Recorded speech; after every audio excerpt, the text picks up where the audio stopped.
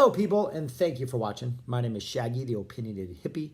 I originally started this channel only to review Frank Zappa music, and thus far in the year plus that I've been doing this, I've done every single official release, pretty much. The 55 I ranked and reviewed that he released while he was alive, and I just finished the 55 released after he is alive.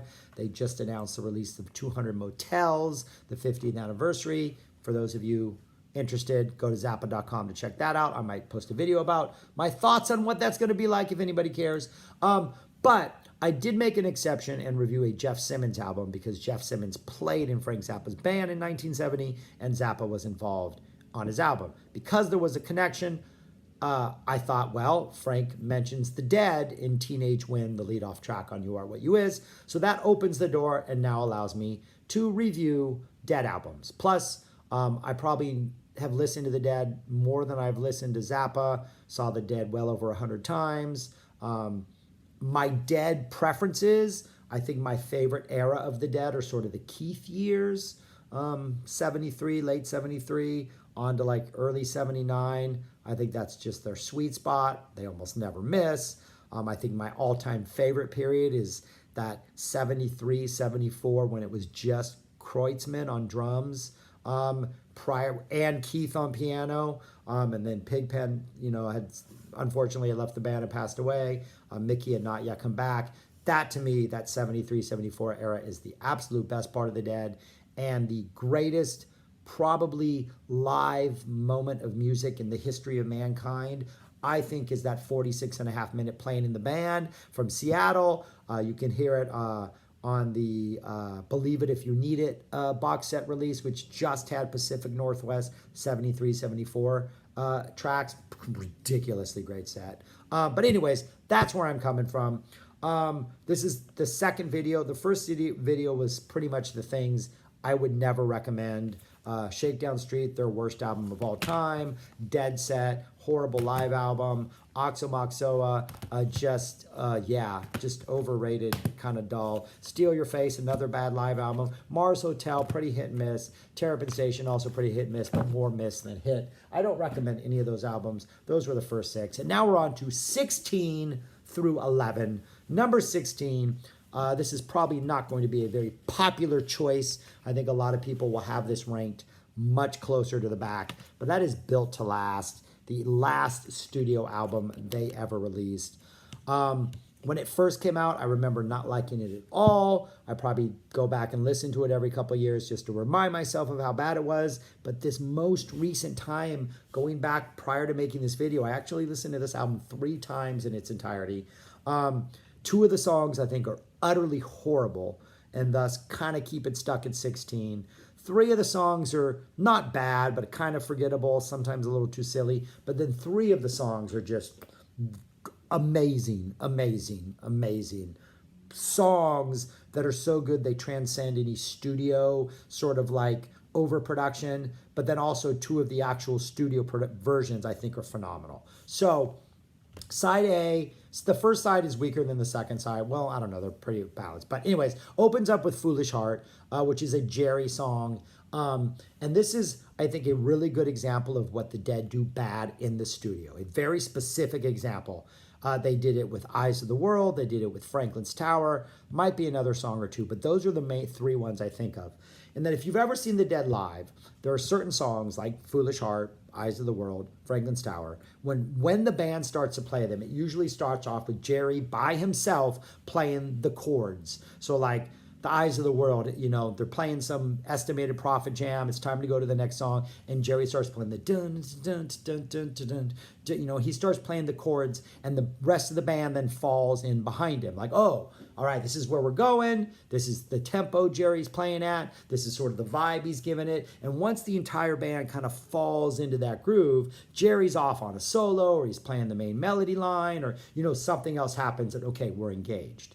When they go into the studio, specifically for these 3 songs, is because it's in the studio, I guess they feel they don't need to have that sort of momentum build up or that introduction by Jerry, and they can just like start on a hard downbeat and Jerry's immediately soloing. So it's like Eyes of the World, it's like right away he's off into a solo. You don't get those opening strums when it's kind of setting the tone, and it's just kind of like, that's where the magic of Live Dead comes in. Those moments when like either one song is the ashes of it are starting to spread and Jerry like picks them up with like chords to songs you know are going to be like epic in some way, shape, or form.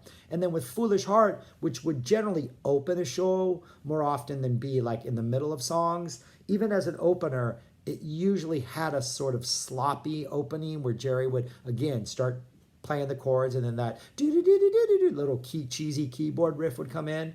But yeah, so that's why this studio version ultimately kind of is not as powerful, is because it doesn't have that opening buildup. But the solo section in here has always been kind of weird. It's one of those that kind of weirdly builds to this climax, but kind of never resolves itself. And then there would usually be a post vocals jam, which isn't on the studio version. And again, the post vocal jam was usually just this kind of weird looking for clues, like lost vibe that like I always wanted more, but then like, and I would seek out lots of different live versions, throughout the years, and it never really delivered. And I'm like, almost like that was the intent of just not delivering, because it was like love unrequited or love whatever. Anyways, it's a great song, and the production on this is not so bad that it ruins it. Then you get Just a Little Light, Brent song, absolutely horrible with some really bad keyboard stabs. Built to Last, a kind of forgettable Jerry song, which I always thought would have been better as a Jerry Garcia band song. I just think that kind of has a Ruben and Charisse vibe, but like a C grade Ruben and Charisse instead of like an A+. So I always thought that was just kind of a forgettable song, but it could have worked better in a JGB vibe for some reason, because it's not that bad of a song. And Blow Away, another Brent song that I liked more than I remembered. I really liked the chorus on this. Again, Brent, his songs are very, very Doobie Brothers, Michael McDonald, but like B cuts or deep tracks that, they're not that good. Just his melody lines are always kind of weird. And just his delivery is like Michael McDonald with a sore throat. Like, he's got a great singing voice, but his hooks and his choruses and his song structures just don't feel like the Dead. But I think Blow Away has enough good moments that it was actually listenable. Next is Victim of the Crime, one of Bob's best songs. It is dark. It is about being a junkie. It's got these really just this riff that kind of just jams. There's a lot of distortion. A lot of Deadheads did not like this song when it came out because of the dark vibe. I, coming from a metal background, thought this was Nirvana. I loved it. And this is also like Foolish Heart. I have sought out every single version of this live that I could, because I have yet to find the one that like reaches this sort of like, in which the jam actually peaks in a way that satisfies me, because it almost always seems like just when it's about to like really go to an intense, incredible place, it like peters out, or it just fades away, or they abruptly go into another song. And I realize that's the point of the entire song. It's about a junkie. It's about chasing that dragon, about not being able to like feed that need. And I feel like this song, like the whole way it's structured and that weird riff that Jerry plays, and just, it's intended to like leave you wanting more, to like simulate like the lyrics. I mean, it's this song, I think both these songs, Foolish Heart, Victim of the Crime, and then Standing on the Moon, which is another Jerry song coming up, show off what the band do better than anything else. And that the way the Dead write songs is Robert Hunter writes the words, the lyrics, or John Barlow writes the lyrics. They had a couple other lyricists, and they give them to the musicians, and the musicians, take these lyrics and they create songs out of them. And my understanding is usually Hunter would give Jerry lots of lyrics, and Jerry would not write songs for all of them, but would pick the lyrics he responded to. And then Hunter would do other things with the other ones, maybe give them to Bob sometimes. Bob worked mostly with John Barlow. But what the Dead do is, because it's not the same person doing the lyrics and the music, there is no sort of like too obvious interpretation of the lyrics, which you might fall victim to if this is your own song, There's something that like they capture whatever the sentiment is, but in a way that like just completely supplements it instead of just merely like complementing it. It's like the music is so strong on its own, and it creates this vibe, and the lyrics match it in the perfectly dark way, or the perfectly, like, I don't know. Standing on the Moon, which I'll get to later, is, I think, the perfect example of this. But that is what makes them so good, is that harmony of the lyrics and the music coming from two different perceptions of probably the same lyrics. Because you understand that whoever wrote the lyrics might have had something completely different in mind, but the interpretation is never like, how did those two come together? It's always just like perfect. Victim of the Crime is a perfect example of that. The next song is We Can Run by Brett Midland. It's kind of a country rock-ish type environmental anthem type thing. I found that I actually kind of liked it, but it does. It feels like a Doobie Brothers, Michael McDonald track. No, it sounds like a Michael McDonald solo album track, only not like a hit single, just like the fourth track on the side A. Not a bad song, but again. But then you get Standing on the Moon, possibly one of the best Hunter Garcia collaborations ever, in my opinion.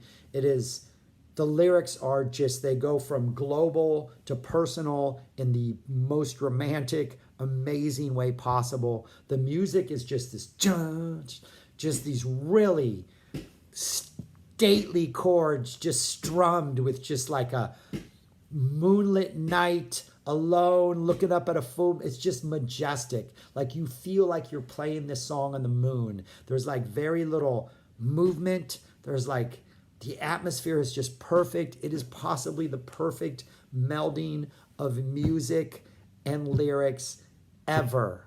Yeah, I love this song. And that was the reason why I listened to this 3 times, is because I even think this version, this studio version, is phenomenal.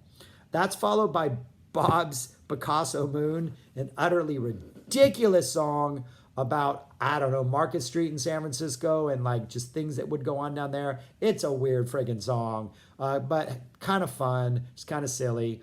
And then considering, the way Brett Midland's life ended, he took his own life. When he joined the band, I guess some fans were not always nice to him. I felt like he belonged. He had drug issues. And I know that this is a song that I heard a lot of people say some really horrible things about and yell things about during shows, which, yeah, I didn't like the song and I agreed with him, but I know there's a way to deal with this kind of stuff. But I Will Take You Home, which I just think is not a very good song. It's just the studio version is really stupid cheesy. I can't say this song ruined shows for me, but it was sometimes it sometimes ruined Space. Sometimes Spaces were really good, and this would come out of it. And so I hate to bash the song. I feel bad, but it's just not very good. It ends the album on kind of a bad note. But yeah, so I'm just realizing that I've talked for like 10 minutes on Built to Last. So I'm actually going to end this video here. This was number 16, Built to Last. I actually think it wasn't a bad way for the Dead to end. And I do think that the studio versions of Victim of the Crime and Standing on the Moon are phenomenal, phenomenal songs. I'm not recommending you buy this. I really don't think if you're not a Dead fan, you would like this. But if you are a Dead fan and you have extra money to spend, this is not a complete waste of time. I would say, though many, many, many other people probably disagree with me. But anyways, that's it. I've talked way too long on this album. I'm just going to cut this video for here, and probably tomorrow night we'll do 15 through 11, or maybe just 15. Thanks for watching. Peace, y'all. Go listen to some good music and relax and enjoy it, man. All right, take care.